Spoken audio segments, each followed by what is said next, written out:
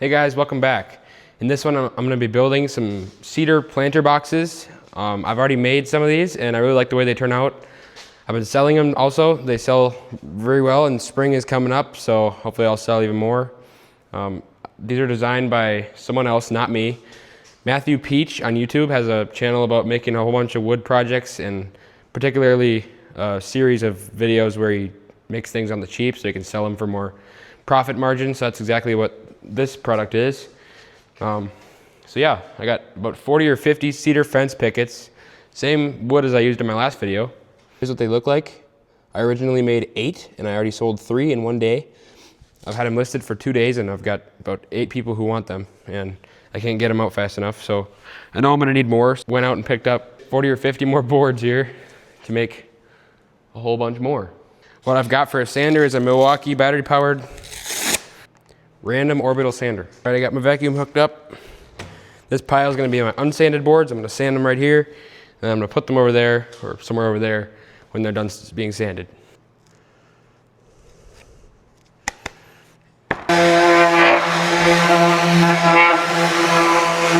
All right, I'm already gonna change my system because it actually works better to sand on top of a bunch of boards. So I'm gonna put all my unsanded ones over here. Once I get done sanding them, I'm gonna put them back there.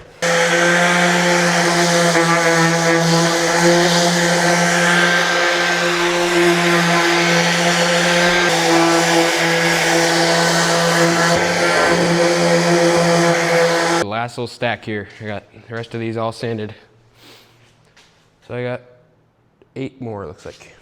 And that'll be it.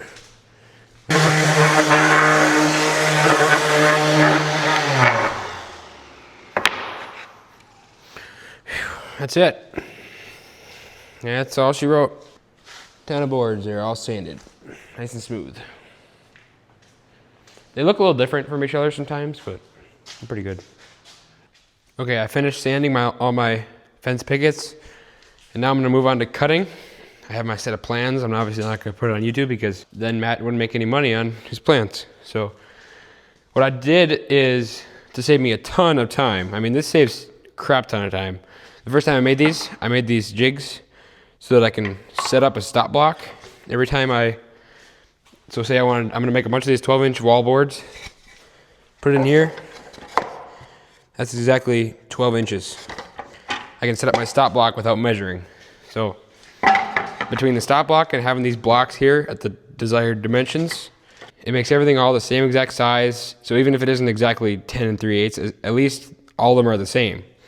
So it ends up working out really well for me. In order to do this whole stop block thing I'm showing you, I got a homemade fence so that I have more of a place to attach my stop blocks to.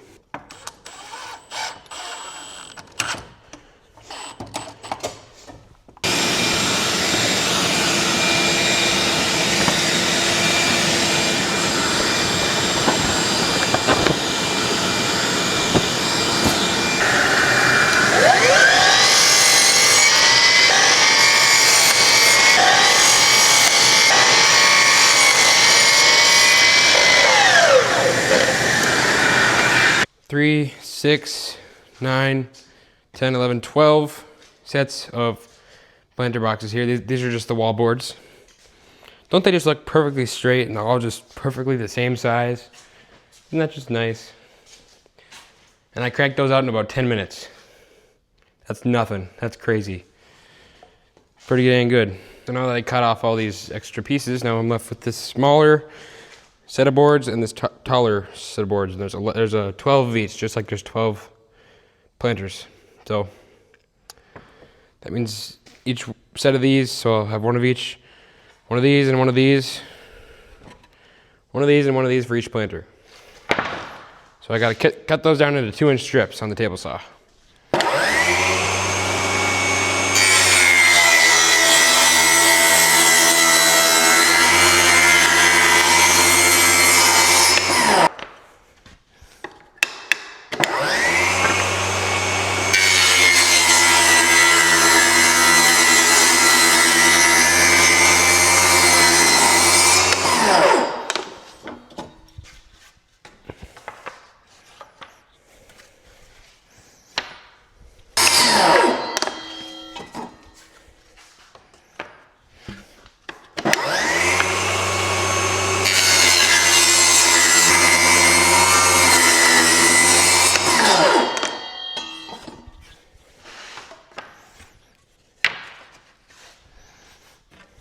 Last set.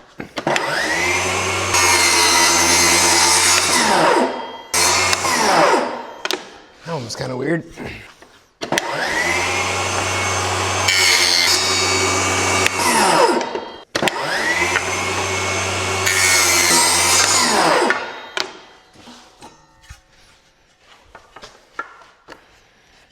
All right, here we have it. That's all my pieces. Now I gotta do some more work on the miter saw. So now that I'm doing my legs, I take my 16-inch scrap piece and I put my blade down. And then I can simply just undo my scrap, stop block, butt that against the blade, and then butt this against my piece, crank her down. Now for this one, since I'm actually gonna stack them, I wanna make sure this is level. This stop block is level since I'm gonna have them going all the way up the wall. I've decided that. So that's nice and tight in there. That's my leg size.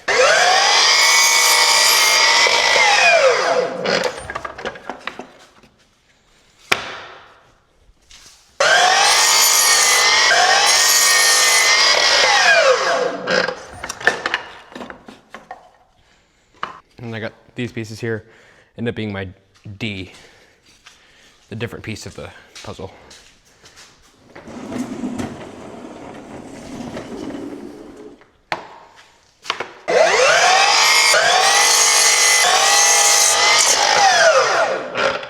All right, the first thing we gotta do is take a leg and my frame pieces and attach them. And to do that, I'm gonna use wood glue as well as one pocket hole. In his video, Matt uses 2 pocket holes, but I made a bunch and I found that one should be really plenty, especially with the wood glue, and wood glue is really strong. So we gotta make the pocket holes in here. So in order to do that, I got to set up my pocket hole jig, and I'm actually gonna screw it into the table to make it not move around on me.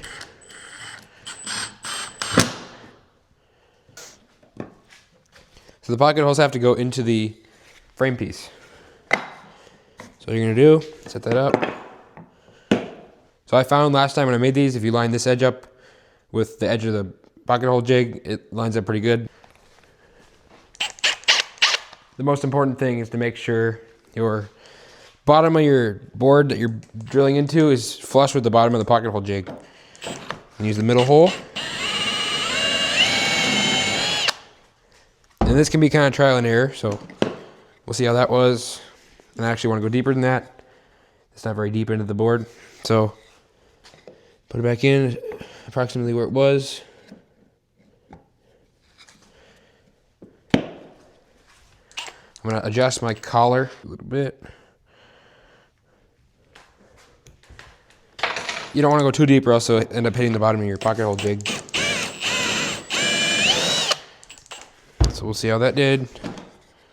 That looks pretty much perfect for me. But the only problem with that is I did drill into the bottom. You don't want to see the hole in the bottom. That means you're drilling into the aluminum.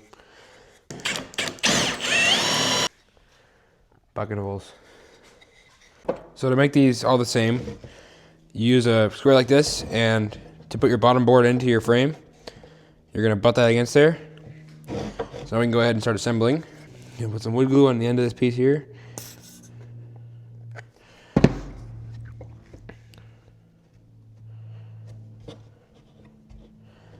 Once you get going, you'll get into a groove and you'll really have her down.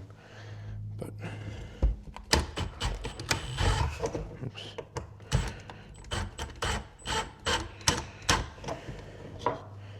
You have it. And I like to wipe the last bit out of there. You're left with a nice clean finish on the front. Once that glue dries, it's gonna be so strong. That's exactly how it needs to be from the top. And the top will do the same thing, except you don't need a gap because it's just flush.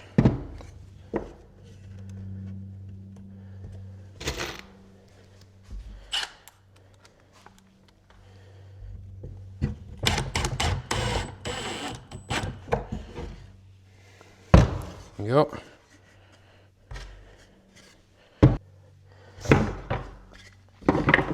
Get to their side put on. And then here's another little tip. Take another couple boards,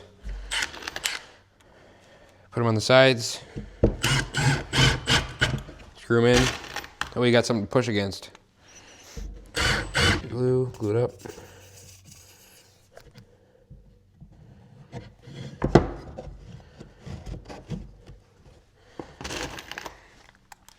Now you have something to push against. You don't have to hold your hand there.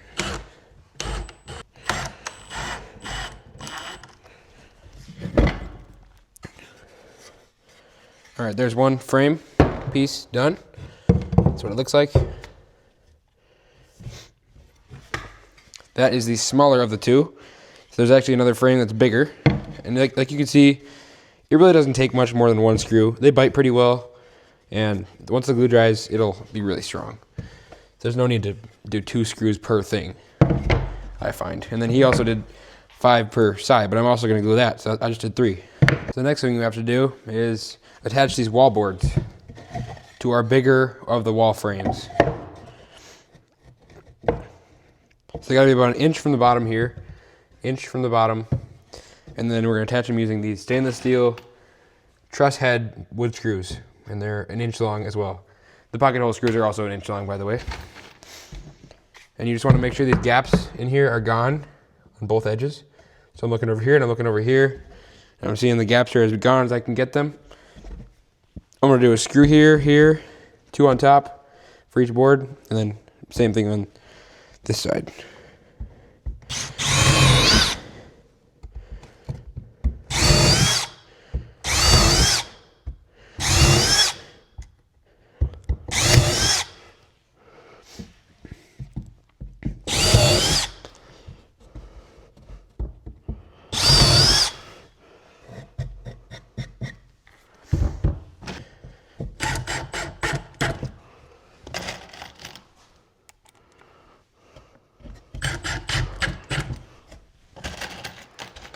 I really didn't need a countersink since these are truss head screws. All right, there's one wall frame completed. As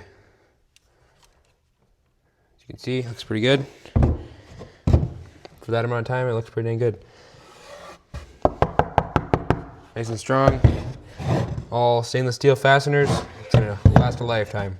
So the next thing I gotta do is attach these smaller wall frames without their panels on to our larger wall frames. So I'm gonna run a bead of wood glue on the bottom just to strengthen that up.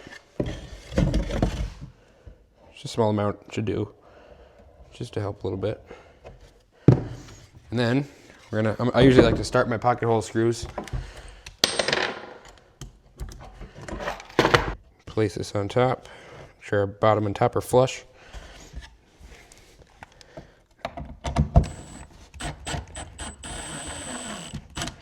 And what's going to happen is it's going to want to pull that way since your pocket hole is going that direction. In order to compensate that, you just start a little bit too far that way. And then it pulls it flush with the other end.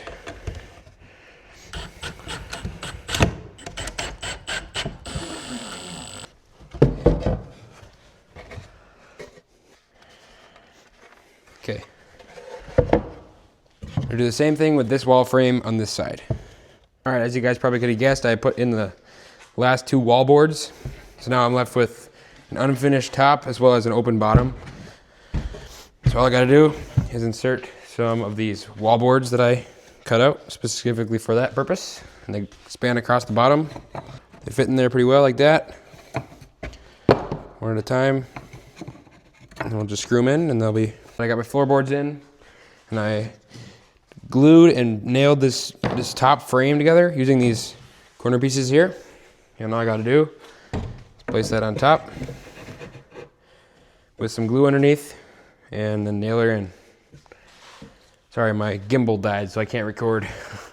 I don't got any way to hold my phone, so I'm just gonna update you as I go. Here she is, all completed. The top trim is in, nice and flush. And glued up. I think they're pretty nice looking planters, not gonna lie. Now I can go ahead and make 11 more off camera. Wish me luck. I think that's gonna be about it for this video, guys. So if I'm lucky, I'll catch you in the next one. Have a great day.